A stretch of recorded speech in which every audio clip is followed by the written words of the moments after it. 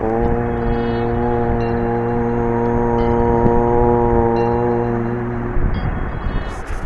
Shri Krishna friends, कैसे हैं आप सब।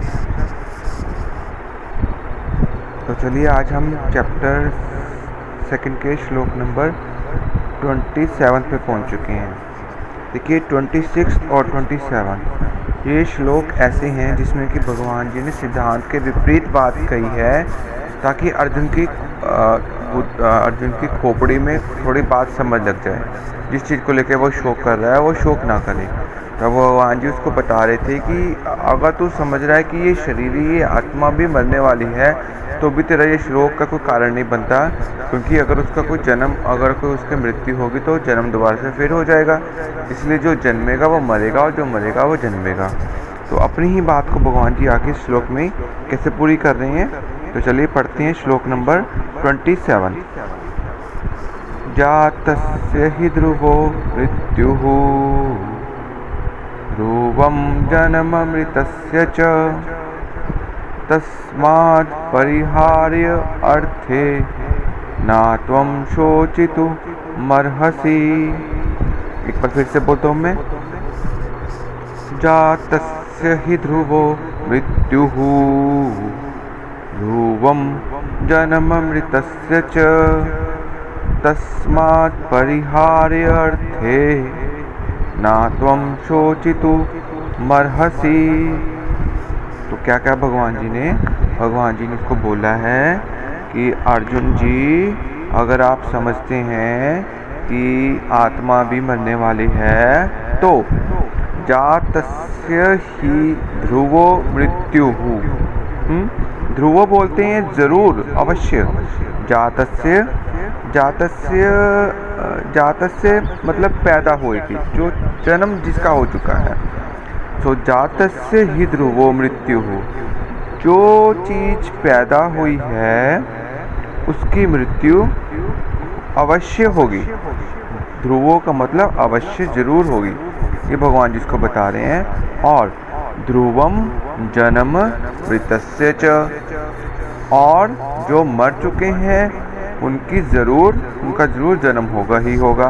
तो ये प्रकृति का सिद्धांत है, इस सृष्टि का सिद्धांत है कि जो चीज़ जन्म हुई है उसका अंत होएगा ही होएगा, और जो मृत्यु जिसकी हो चुकी है उसका दोबारा से जन्म होगा ही होगा। ये बात भगवान जी ने फर्स्ट लाइन में बोली है। अब आगे क्या कहते हैं, तस्मात् अतः, इसलिए अपरिहार्य, इस जन्म मरण के परिवर्तन का निवारण नहीं हो सकता। अपरिहार्य, इसका निवारण नहीं हो सकता।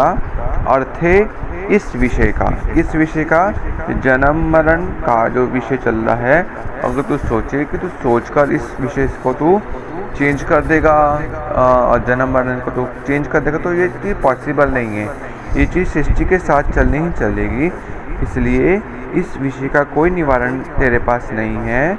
इसलिए ना त्वं शोचितुमर्हसि, ना त्वं, इसलिए तुम्हें नहीं शोक करना चाहिए। ठीक हो गया। तो एक बार से पूरा पढ़ लेते हैं। भगवान जी कह रहे हैं कि हे अर्जुन, अगर तू समझता है, सुन ले मेरी बात, कि पैदा हुए की मृत्यु अवश्य होगी और मरे हुए का जन्म जरूर होगा। इसलिए इस जन्म मरण का जो ये परिवर्तन का ये प्रवाह चल रहा है, इसका निवारण नहीं हो सकता। इसलिए इस विषय में तुम्हें शोक नहीं करना चाहिए। तो यहाँ बड़ी सुंदर सी एग्जाम्पल ले लेते हैं, सूर्य उदय और सूर्य अस्त की।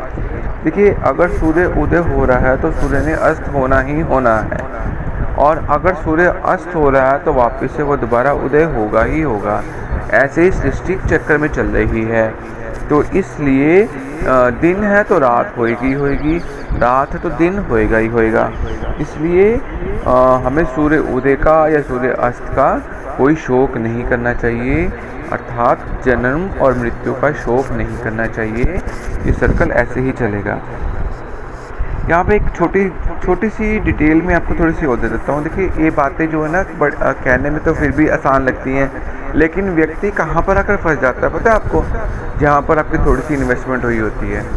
कैसे जैसे मान लीजिए किसी पड़ोसी का या किसी थर्ड बंदे का कोई व्यक्ति मर जाता तो हम इतना शौक नहीं होता, हम कहते हैं ओहो फलाना बंदा मर गया, अच्छा था, ठीक था, बात को वहीं ख़त्म कर देते हैं। लेकिन कोई व्यक्ति आपका बहुत क्लोज हो, आपका फ्रेंड हो, आपका रिलेटिव हो, या खुदा ना खास्ता आपका घर का कोई बंदा हो, वो बंदा एक्सपायर हो जाता है, क्या फिर हम ऐसे सोचते हैं? क्या फिर हम ये सोचते हैं कि चल कोई बात नहीं, मर गया, इसने फिर पैदा हो जाना है, कहीं और चले जाए? तब ऐसी फीलिंग नहीं आती ना जी, क्योंकि हमारी जो है ना इन्वेस्टमेंट हमारे रिलेशंस की, हमारे प्यार की, उस व्यक्ति के साथ जुड़ जाती है, और फिर हमें लगता है कि इस व्यक्ति के जाने से हमारा लॉस हो गया, और फिर हम उस लॉस को भुला नहीं पाते, इसलिए हम लोग शोक में चले जाते हैं। कुछ ऐसी ही सिचुएशन में अभी अर्जुन घूम रहा है, भगवान जी उसको समझा रहे हैं, लेकिन अर्जुन को लग रहा है कि ये तो मेरे गुरु हैं, ये तो मेरे पितामह हैं, ये तो मेरे रिश्तेदार हैं, मैं तो इनकी गोद में खेल रहा हूँ, मैंने तो शिक्षा ग्रहण के लिए, तो इनके मरने से मेरे को तो शौक होना ही होना है।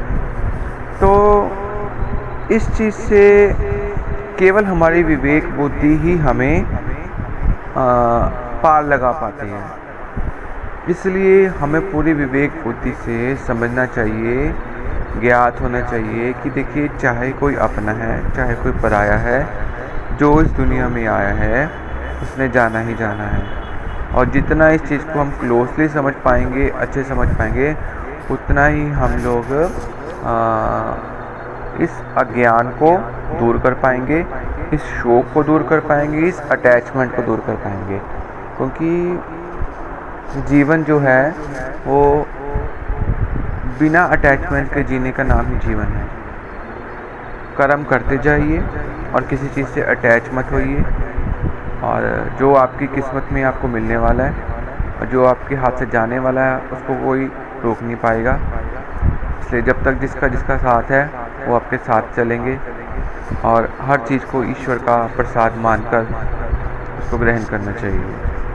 ठीक हो गया जी? तो चलिए एक बार फिर से इसका प्रयास कर लेते हैं श्लोक का। जातस्य हि ध्रुवो मृत्युः ध्रुवं जन्ममृतस्य च तस्माद् अपरिहार्यर्थे न त्वं शोचितुमर्हसि। Thank you so much friends आज के श्लोक का गायन करने के लिए। कल हम मिलने वाले हैं श्लोक नंबर 28 के साथ। तब तक के लिए आपको प्यारी प्यारी जय श्री कृष्ण जी।